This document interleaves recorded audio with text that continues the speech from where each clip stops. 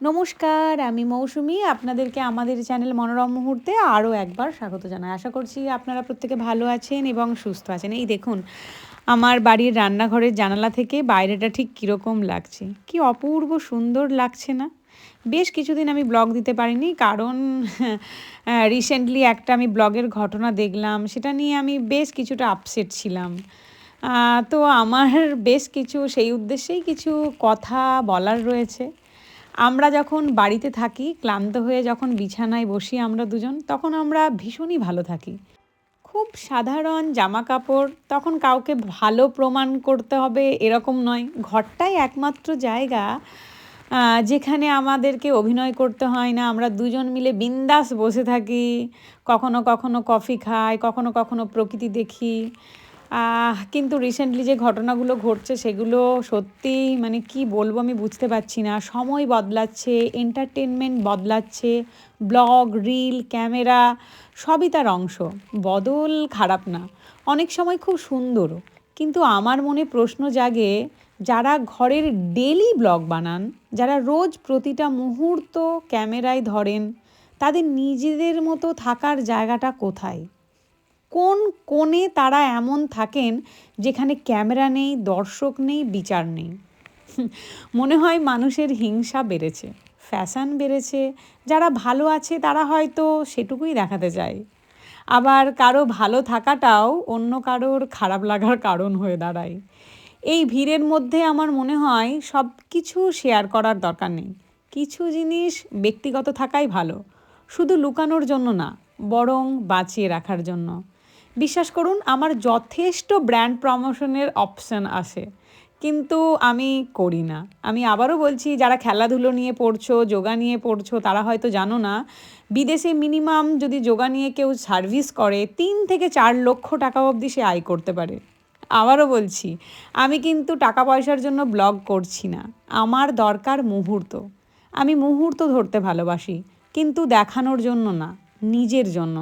হয়তো একটা বিকেলের আলো, হয়তো ক্লান্ত মুখে হাসি, হয়তো নীরবতা। আজ থেকে না হয় সেগুলো আমি চেষ্টা করব। বিশেষ কিছু ল্যাপটপে জমা থাকবে আমার। কোনো কিছু মানুষকে দেখানোর জন্য না, লাইক ভিউয়ের জন্য না, শুধু আমার জন্য, আমাদের জন্য। সব কিছু প্রকাশ করতে গেলে না গভীরতা কমে যায়। কিছু অনুভূতি, কিছু ক্লান্তি, কিছু আনন্দ যদি একান্ত নিজের থাকে, তাহলেই বোধহয় নিজের মতো থাকা যায়। এই ব্লগটাও তাই এরকমই। এটা কারোর জন্য না, এটা আমার জায়গা, শুধুই আমার। তো আমি যে জায়গাটা দিয়ে হাঁটছি, এটা আমার বাড়ির ভীষণই কাছে। তো পাশেই না একটা কবরস্থান ছিল। তো আমি ওকে বললাম, এখানে ভূত টুত নেই তো? তো ও আমাকে বলল, এখানে ভূতেরা না ভীষণ বিজি। কেউ ডাক্তারি পড়ছে, কেউ ইঞ্জিনিয়ারিং, কেউ পাইলট, কেউ সায়েন্টিস্ট, এসব হওয়ার স্বপ্ন দেখছে। মানুষকে অযথা ভয় দেখানোর সময় নেই তাদের কাছে। আসলে এরা ভীষণ তৃপ্ত হয়, কারণ ইউরোপের মানুষজন জীবনে যা যা চায় সেটা চেষ্টা করে এই জীবনেই কমপ্লিট করে দিতে। আমাদের মতো নয়, আমাদের যেমন কোনো কিছু বলে না অতৃপ্ত, এদের কিছু অতৃপ্ত বলে নেই, এরা সত্যিই ভীষণ তৃপ্ত। তো আমি খুব একটা সেরকম ভূতে টুতে ভয়টাই পাই না। তো এই রকম বলছিল, এখানের ভূতেরা কিন্তু ভীষণই বিজি। আস্তে আস্তে ইউরোপ তো ভীষণই ভালো লেগে যাচ্ছে। এসেছিও প্রায় 1 বছর হলো। সামনে হয়তো জানি না, আরও 8-9টা বছর এখানে থাকা হবে। ধীরে ধীরে বুঝতে পারছি এই জায়গাটাকে আমি কতটা ভালোবেসে ফেলেছি। সেটা ভাষায় বোঝানো কিন্তু কঠিন। এখানে কাউকে বিচার করার সময় নেই, মানুষের হাতে সময়টাই নেই অন্যের জীবন নিয়ে ভাবার। সবাই নিজের জীবনে বাঁচতে ভালোবাসে। সম্পর্ক এখানে বোঝা নয়, জোর করে আটকে রাখার কোনো চেষ্টাও নেই। স্বাধীনতা এখানে কোনো ঘোষণা নয়, নীরব অভ্যাস। ইউরোপে এসে মনে হয়েছে আমি আর অনি দুজন যেন পালকের মতো ভেসে চলছি। 1 বছর কিভাবে কেটে গেল বুঝতেই পারিনি। দেখতে দেখতে অ্যানিভার্সারিও এসে গেল। সময় এখানে অদ্ভুতভাবে নরম, ধীরে ছুঁয়ে যায়। একসময় মনে হতো আমার মরুভূমির মতো শূন্যতা ছাড়া হয়তো কিছুই আমার জন্য এতটা ঠিক হতে পারে না এখানে। হয়তো সেটাও সত্য ছিল, কিন্তু দিন যত গেছে ইউরোপের প্রতি এক অদ্ভুত প্রেম জন্মেছে, নীরবতার প্রেম। এখানে শান্তি আছে, সুস্থ থাকা আছে, এই জায়গাটা আমাকে ভালো থাকতে শেখায়। প্রায় প্রতিদিনই কিছু না কিছু শিখছি, কিছু না কিছু লিখছি, দেখানোর জন্য না, শোনানোর জন্য না, নিজের জন্য।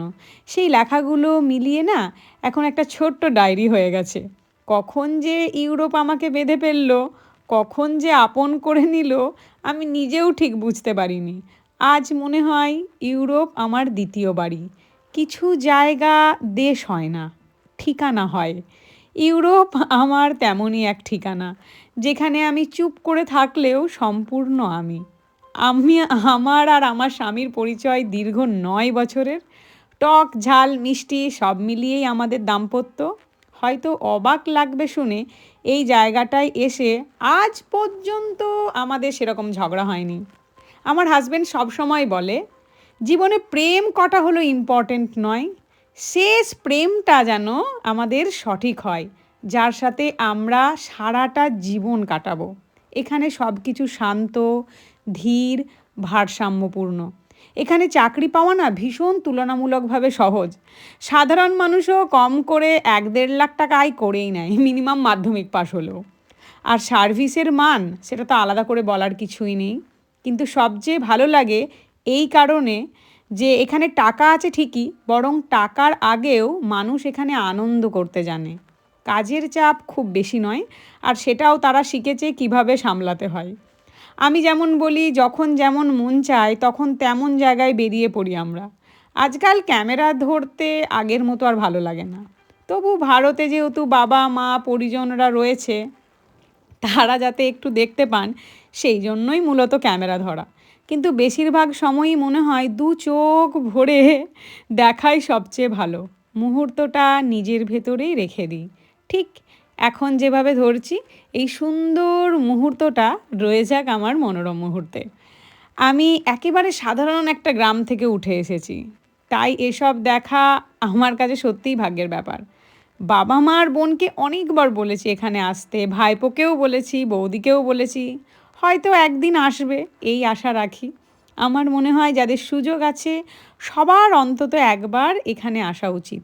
এখানকার সংস্কৃতি দেখলেই ভালো লাগে। অদ্ভুত এক শৃঙ্খলা জীবন, একদম গোছানো। আর এক ধরনের শান্তি তো আছেই। যারা শান্ত, পরিমিত, সুন্দরভাবে বাঁচতে ভালোবাসে, এই জায়গাটা সত্যি তাদের ভীষণ আপন লাগবে। এখানে এসে এত ঘোরাঘুরি করলাম, এখানে কিন্তু প্রচুর মানুষজন সবসময় থাকে না, একটু ফাঁকা ফাঁকা। আমি আবারও বলেছি, শান্ত পরিবেশ একদম। বেশ কিছুটা সময় দুজনে মিলে কাটালাম। কাটিয়ে এরপর আমরা ঠিক করলাম কোথায় যাব। এখানে কিন্তু অদ্ভুত সব নিয়ম আপনারা দেখতে পাবেন। এখানে কিন্তু রাস্তায় টয়লেট করার কোনো রকম জায়গা নেই, যেটা আমাদের ইন্ডিয়াতে প্রচুর আছে। এখানে রাস্তায় আপনি চুমু খেতে দেখতে পারেন, হয়তো আপনার মনে হবে ভীষণ অন্তরঙ্গ। এখানে এগুলো ভীষণই ন্যাচারাল। রাস্তায় ঘাটে চুমু খেলে কিন্তু কোনো রকম কোনো সমস্যা হয় না। কিন্তু রাস্তায় ঘাটে টয়লেট করলে কিন্তু সমস্যা হতে পারে। বাসে যদি কেউ বমি করে দেয়, তার জন্য 20 থেকে 30 হাজার টাকা ফাইন লাগে। অদ্ভুত একটা দেশ, অবাধ স্বাধীনতা। আর এখানে আমি দেখেছি 90 বছরের মানুষ, 100 বছরের মানুষ কিভাবে সুন্দরভাবে নতুনভাবে আবার জীবন শুরু করছে। এগুলোই এখানে দেখার মতন। আর এই দেখুন কি অপূর্ব সুন্দর লাগছে না এখানকার এই ভিউটা। আমি তো এখানে যখন আসি অবাক হয়ে বসে থাকি। মানে অবাক হয়ে বসে বসে ভাবি যে প্রতিটা ঋতুতে আলাদা আলাদা রকম সুন্দর এই জার্মানি। জার্মানি শুধু নয়, আমি যেখানে রয়েছি এখান থেকে প্রায় সুইজারল্যান্ড ওই 3 থেকে 3.5 ঘন্টার মতো দূর।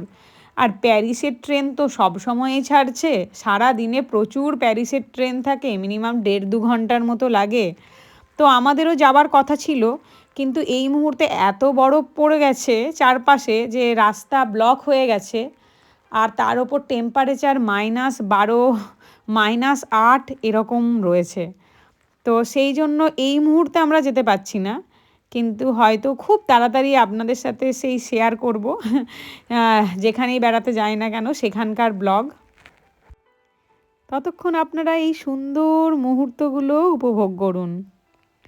আমি তো কিছুতেই যেতে চাইছিলাম না এখান থেকে। তারপর ও বলল বেশ কিছু জিনিস নিতে হবে। তো সেই জন্য চলে এসেছিলাম দোকানে। এখন তো বেরোলেই মিনিমাম 40-50 হাজার টাকা খরচা হয়েই যায়, যাই দেখি সবই মোটামুটি ভালো লেগে যায়। এই দেখুন, এই ডায়েরিগুলো কি অপূর্ব সুন্দর না? আমি তো যেটাই দেখছিলাম সেটাই ভাবছিলাম বাড়ির জন্য নিয়ে নেব, সবার জন্য একটা করে নিয়ে নেব। এটা তো পুরো মনে হচ্ছিল যেন সোনার ডায়েরি। এখানে ডায়েরিগুলোর দাম কীরকম ছিল, কোনোটা 300, কোনোটা 500, কোনোটা 600, কিন্তু চাবি দেওয়া ব্যাপারটা আমার কিন্তু বেশ মনে লেগেছে, বিশ্বাস করুন। আর এই দেখুন, এখানে আরও অন্য অন্য রকমের ছিল, এটার দাম ছিল 500 টাকার মতন। কি অপূর্ব লাগছে না ডায়েরিগুলো? তো এখান থেকে দুটো ডায়েরি আমরা অনেক কষ্ট করে ভাবনা চিন্তা করে বেছে নিয়েছিলাম, কিন্তু সবগুলোকেই নিয়ে যেতে মন চাইছিল, কিন্তু ও বলল না, এখান থেকে আমি যে কোনো দুটো বাছতে পারবো। তো সেই জন্য আমি এখান থেকে পার্পেলটা আর ওই পিঙ্কটা নিয়েছিলাম। তারপর চলে এসেছিলাম আর একটা জায়গায়। এখানে দেখছিলাম সুন্দর সুন্দর লকেট পাওয়া যাচ্ছে, কি অপূর্ব সুন্দর দেখতে লাগছে না? তো আমি প্রথমে আমার নামের স্পেলিং দিয়ে এম খুঁজছিলাম, ওর নামের স্পেলিং দিয়ে এ খুঁজছিলাম। তো কিছুতেই আমাকে এমটা নিতে দিল না, বলল আমাকে এটাই নিতে হবে, এটাই নাকি বেশি ভালো। যাক ঠিক আছে, আমার তো লকেটটা নিয়েই কাজ, আর এটা সত্যিই দেখতে ভালোও লাগছিল। তো সেই জন্য আমি এ লকেটটা নিয়ে নিলাম, কি অপূর্ব দেখতে। আর আমি এখানে দেখেছি বেশিরভাগই সাইডে স্লিং ব্যাগে না এরকম লকেট ঝোলানো থাকে, তো এটা আমার বেশ ভালো লেগেছে, বেশ সুন্দর গোছানো ব্যাপারটা। তো যাক, আমরা নিয়ে নিলাম। নিয়ে তারপর আমরা আস্তে আস্তে বাড়িও পৌঁছে গেছি। দেখতেই পাচ্ছেন বাইরে কীরকম স্নো পড়ছে, সব সময় এরকম স্নো পড়ছে, আর তেমনি জলগুলো ঠান্ডা। রান্নার টাইম একটু কষ্ট হয়, কিন্তু রুম থেকে বসে যখন এরকম ভিউ দেখি না, কোনো কষ্টই আর কষ্ট মনে হয় না, মনে হয় সব কষ্টই সার্থক। যাক, আমার ব্লগটা আপনাদের কেমন লাগলো অবশ্যই জানাবেন। যদি আমার ব্লগটা আপনাদের ভালো লেগে থাকে অবশ্যই লাইক, শেয়ার, কমেন্ট করবেন। আপনারা প্রত্যেকে ভালো থাকবেন, সুস্থ থাকবেন।